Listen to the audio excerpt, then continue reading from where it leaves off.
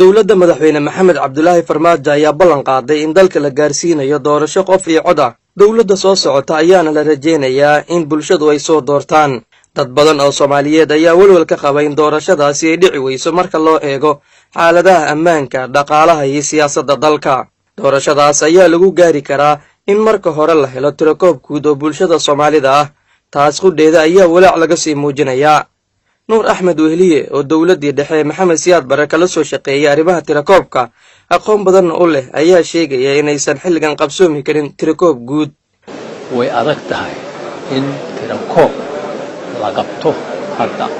waa la weydiiyaa waxaa hadda la yidhaha wasiiradu waxay yidhaha tirakoobaan rabnaa, laakiin tirakoob horta inuu waddanku uu nabad yahay, siyaasiyan xataa inuu waddanku is haysto oo hal maxaa la yidhaahdaa meel taladu ka soo baxayso oo halkaa laga hogaamiyo. maxaa la yidhaha censusku waa operation aad iyo aad u ballaaran oo la rabo waddanka dhan in laga soo ururiyo.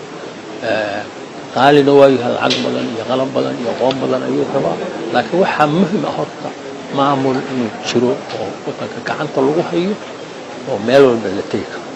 maadaama taasu ay hadda ayaan waddanka ka jirin, way adag tahay in la qabto census waxaa la yidhaha ama tirakoob guud baa la yidhaha marka dadkao dhan lasoo tirinayo.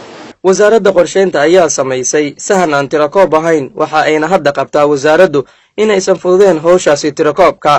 laakiin waxay aragtida nuur axmed uga duwan tahay wasaaraddu inay dhici karto doorasho dadweyne, sida uu sheegaya cabdiraxmaan cumar daahir oo ah agaasimaha waaxda tirakoobka ee wasaaradda qorsheynta. maadaama waxaan census u yahay, tirakoob u yahay oo meel kasta cid kasta la tiriil rabo, waa in waqti loo helo, waa in waxyaalo badan ay isbedelaan, waa in saan ku sheegay hay-adda la sameeyo statistikada. hadda tirakoobka iyo doorashada marka la fiiriyo waxaa la samayn karaa vote register, in la diiwaangeliyo codadka sistamyaa jiro.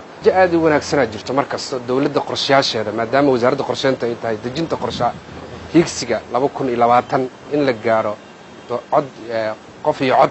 wuxuu yahay aad muhiim noogu ah in arrintaas ay dhacdo, in guddiga doorashooyinka soo wasiirka u sheegay inay dhacdo vote registration sida ugu macquulsan inay dhici doonto. rajo aad u wanaagsan ka qabarantii. maxaa la gudboon dowladda federaalka oo hadda waqti fiican u haysatay inay diyaariso doorasho dadweyne? qabiir sare nuur axmed ayaan mar kale weydiiyey. marka tan doorashada anugu waxaan ku tali lahaa in sida Soomaaliland oo kale in la sameeyo waxa la yiraahdo voter registration oo meelaha la tegi karo dadka qaangaarka oo gaaray waqtiga la doorashada.